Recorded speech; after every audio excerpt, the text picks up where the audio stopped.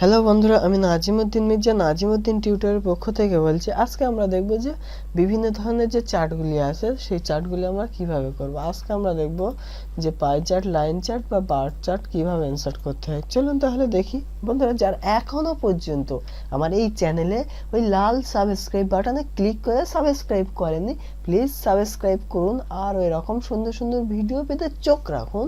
আর যারা bell ঘন্টিতে click করেননি, ঘন্টি বাজিয়ে দিন এবং সবার আগে আমার এই ভিডিওগুলো পেতে চোখ রাখুন। আর হ্যাঁ, যারা সাবস্ক্রাইব করেছেন তাদের অসংখ্য ধন্যবাদ। চলুন তাহলে দেখি। সর্বপ্রথমে আমরা কোথায় আসবো, ইনসার্ট ট্যাবে আসবো, এরপরে রিকমেন্ডেড চার্টসে ক্লিক করব। রিকমেন্ডেড চার্টে আসার পরে এখানে আপনারা দেখতে পাচ্ছেন অল চার্ট। অল চার্টে এলাম, আসার পরে আমরা কি চার্ট ইনসার্ট করতে চাই বললাম, লাইন চার্ট। লাইন, এখানে দেখেন বিভিন্ন ধরনের লাইন চার্টের স্টাইল দেখতে পাচ্ছি।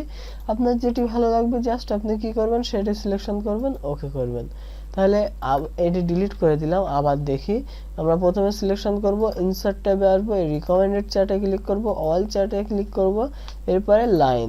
আমরা যে ধরনের লাইন চার্ট নিতে চাই জাস্ট সিলেকশন করব, ওকে করব। সেই ধরনের লাইন চার্ট এই যে তৈরি হয়ে গেছে, আপনারা দেখতে পাচ্ছেন। এভাবে আমরা কি লাইন চার্ট তৈরি করতে পারি।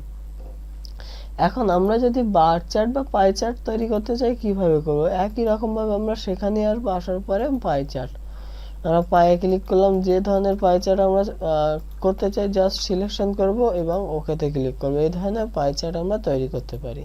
তাহলে এটা যদি আমরা আবার চেঞ্জ করতে চাই, একই রকম ভাবে আমরা প্রথমটি নিলাম, তাহলে এবার এরকম ধরনের হবে। এইভাবে আমরা যে কোনো ধরনের পাই চার্ট তৈরি করতে পারি।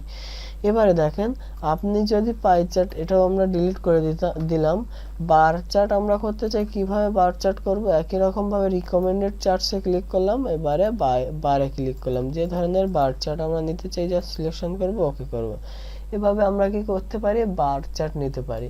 Thank you very much for watching in this video. পরের ভিডিওটি দেখার আমন্ত্রণ রইল। Lots of thanks.